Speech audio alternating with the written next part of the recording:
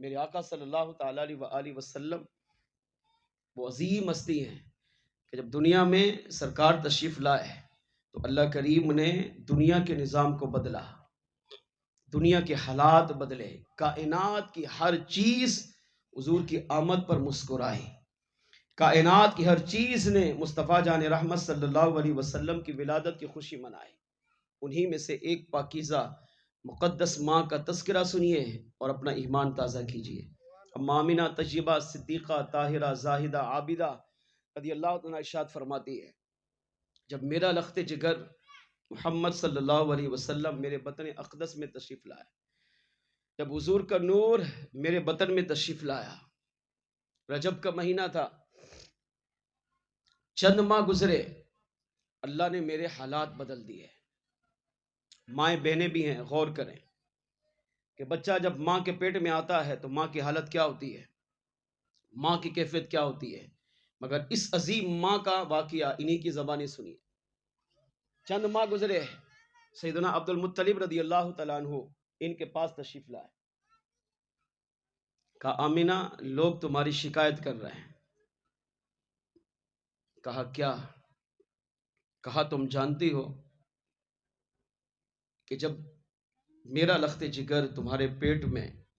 2 ماہ کا ہوا تو ان کے سر سے باپ کا سایہ چلا گیا۔ جب سرکار اپنی والدہ کے بطن اقدس میں 2 ماہ گزار چکے تو آپ کے والد عبداللہ رضی اللہ تعالیٰ عنہ کا وصال ہوا۔ اب شوہر کا جب انتقال ہو تو ماں بیوہ ہوتی ہے، سوگ میں ہوتی ہے، عدت میں ہوتی ہے، 4 ماہ 10 دن شریعت کہتی ہے عدت گزارے، نہ اس میں میک اپ کر سکتی ہے، نہ اس میں نیا لباس پہن سکتی ہے، نہ کسی تقاریب میں جا سکتی ہے، اپنے گھر میں رہ کر سوگ منائے، عدت میں گزارے۔ مگر مکے کی عورتیں کہہ رہی ہیں کہ سیدنا عبداللہ رضی اللہ تعالیٰ عنہ کے وصال کے باوجود اما آمنہ صدیقہ طیبہ طاہرہ رضی اللہ تعالیٰ عنہا خوشبو استعمال کرتی ہیں، اور ایسی خوشبو استعمال کرتی ہیں کہ جن سے ان کا بدن بھی مہکتا ہے، اور جہاں جہاں سے گزرتی ہیں اللہ اس جگہ کو بھی معطر بنا دیتا ہے۔ مکے کی عورتوں نے تمہارے بارے میں شکایت کی۔ اما آمنہ طیبہ صدیقہ طاہرہ زاہدہ عابدہ رضی اللہ تعالیٰ عنہ فرمانے لگی کہ ایسا نہیں ہے، اس اللہ کی قسم جس نے میرے لخت جگر کو امام الانبیاء،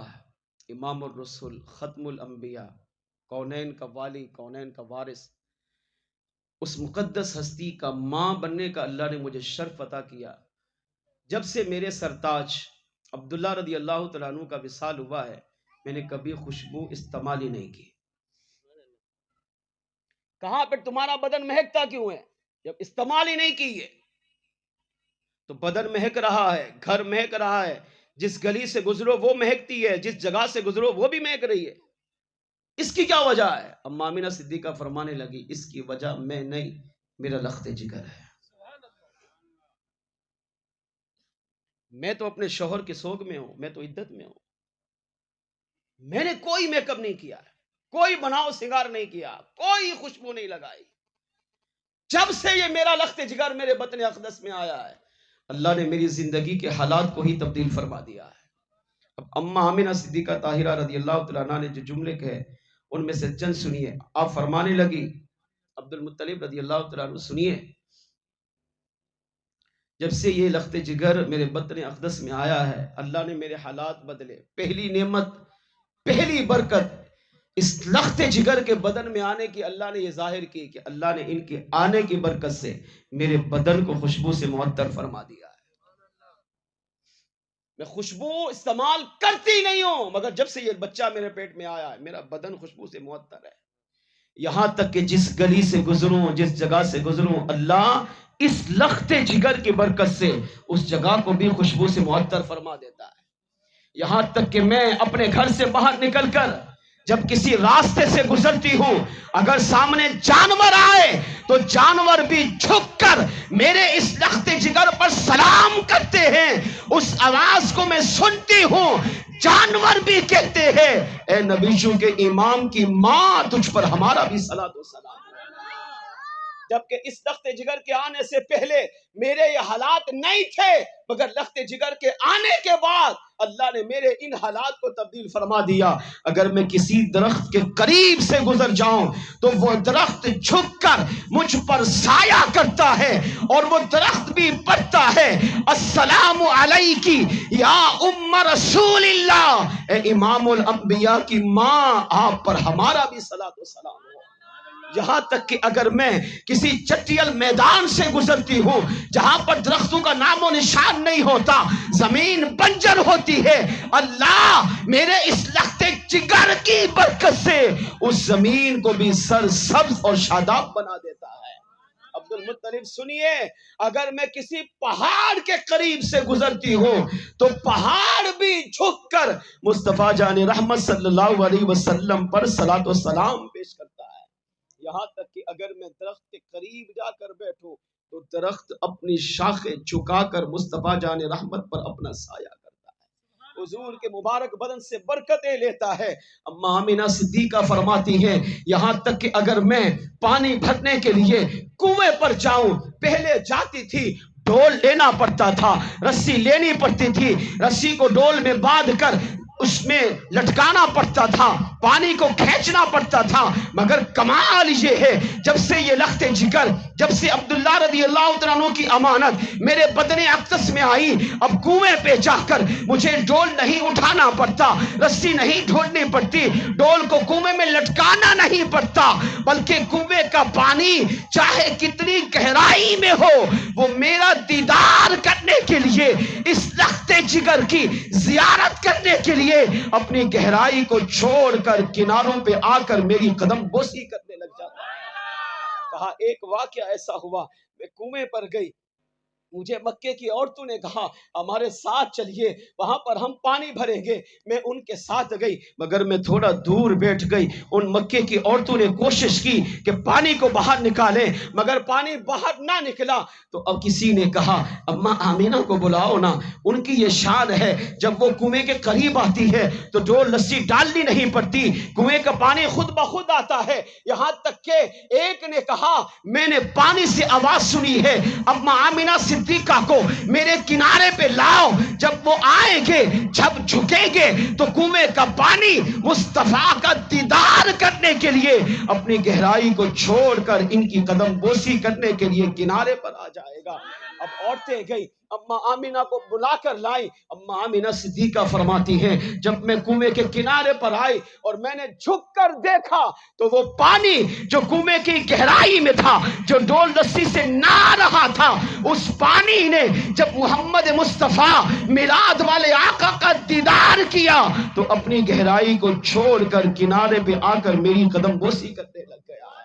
اما آمینہ صدیقہ فرمانے لگی عبد المطلب سنیے، جب سے یہ بچہ عبداللہ رضی اللہ عنہ کی امانت میرے بطن اقدس میں آئی ہے، اللہ نے میری زندگی کے حالات کو بدل دیا ہے، یہاں تک کہ اگر میں کسی پتھر پر اپنا قدم رکھتی ہوں، یہ مقام اللہ انبیاء کو عطا کرتا ہے، مگر امام الانبیاء کی والدہ کا یہ مقام ہے کہ میرے آقا صلی اللہ علیہ وسلم کی والدہ فرماتی ہیں میں جب کسی پتھر پر اپنا قدم رکھتی ہوں تو پتھر کو اللہ سختی دور فرما کر اسے بھی نرم و نازک بنا دیتا ہے۔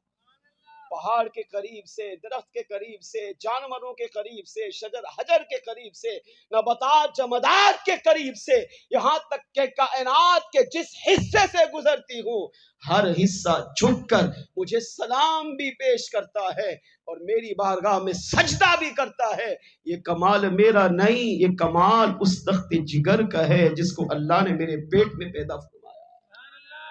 کہا ہر چیز یہ سلام پیش کرتی ہے، السلام علیکی یا ام رسول اللہ، اے کائنات کے نبیوں کے امام کی ماں آپ پر ہمارا بھی صلاۃ و سلام۔ اس سے عقیدہ یہ ملا میرے آقا دنیا میں تشریف نہیں لائے، آقا کا میلاد نہیں ہوا، ابھی اپنے والدہ کے بطن اقدس میں ہیں، 9 ماہ تک اما آمینہ صدیقہ فرماتی ہے اللہ کریم نے حضور کے میلاد کی برکتیں 9 ماہ تک مجھے بھی عطا فرمائی ہیں۔ کائنات کی ہر چیز کو میں دیکھتی بھی تھی، جانتی بھی تھی، پہچانتی بھی تھی. کائنات کی ہر چیز مصطفیٰ کی آمد پر خوشی کا اظہار کر رہی تھی. اس سے عقیدہ یہ ملا کہ امتی کتنا خوش نصیب ہے جو نبی کے میلاد پر، نبی کی آمد کے بعد جب ربیع الاول کا مہینہ آتا ہے تو اپنے گھر میں چراغاں کر کے، جھنڈے لگا کر، جلوس میں جا کر، محافل میلاد سجا کر اپنے آقا کی آمد پر خوشی کا اظہار کرتا ہے. جس طرح میرے آقا کی آمد پر کائنات کو اللہ نے چمکایا اور جس نے حضور کی چمک سے حصہ پایا اللہ نے اسے بھی روشن فرما دیا. فرمایا اسی طرح قیامت تک جو امتی نبی کی آمد پر، نبی کی غلامی میں، نبی کی محبت میں، نبی کے پیار میں، نبی کے عشق میں تڑپ کر، مچل کر جب محافل میلاد سجاتا ہے تو اللہ بھی اس کی دنیا کو بھی، اس کی قبر کو بھی، اس کی آخرت کو بھی منور اور روشن فرما دے گا. تبھی تو میرے امام اہل سنت اعلی حضرت رحمت اللہ تعالی علیہ نے جب میرے آقا صلی اللہ علیہ وسلم کی اس ولادت کو پڑھا، حضور کی وہ حدیثیں، حضور کی وہ روایات پڑھی کہ جن کی آمد پر کائنات کو اللہ نے چمکایا، تو امام احمد رضا تڑپ کر بولے چمک تجھ سے پاتے ہیں سب پانے والے، میرا دل بھی چمکا دے چمکانے والے. تو زندہ ہے واللہ، تو زندہ ہے واللہ، پڑے خاک ہو جائے جل جانے والے. امام احمد رضا نے جب حضور کی ولادت پر حضور کے نور کو مانگا، یا رسول اللہ مجھے بھی چمکا دیجئے، تو میرے آقا نے امام احمد رضا کو خواب میں بھی اور 2 مرتبہ جاگتی حالت میں اپنا دیدار عطا فرما کر انہیں بھی چمکا دیا ہے. ہاں جس طرح حضور کی ولادت پر کائنات چمکی، اللہ نے امام احمد رضا کے ظاہر و باطن کو بھی چمکایا. کائنات میں جو بندہ مصطفیٰ کی آمد پر خوشی کرتا ہے، میلاد مناتا ہے، اللہ اس کی برکتیں اسے دنیا میں بھی، قبر میں بھی، آخرت میں بھی عطا فرمائے گا. آئیے مل کر آپ بھی حضور کے میلاد میں شامل ہو جائیے. تیرا کھاوا میں تیرے گیت گاوا یا رسول اللہ، تیرا کھاوا میں تیرے گیت گاوا یا رسول اللہ، تیرا میلاد میں کیوں نہ مناوا یا رسول اللہ، تیرا میلاد میں کیوں نہ مناوا. یقیناً آپ ہر عاشق کے گھر تشریف لاتے ہیں، یقیناً آپ ہر عاشق کے گھر تشریف لاتے ہیں. میرے گھر میں بھی ہو جائے چراغ یا رسول اللہ، میرے گھر میں بھی ہو جائے چراغ یا رسول اللہ، تیرا میلاد میں کیوں نہ مناوا یا رسول اللہ.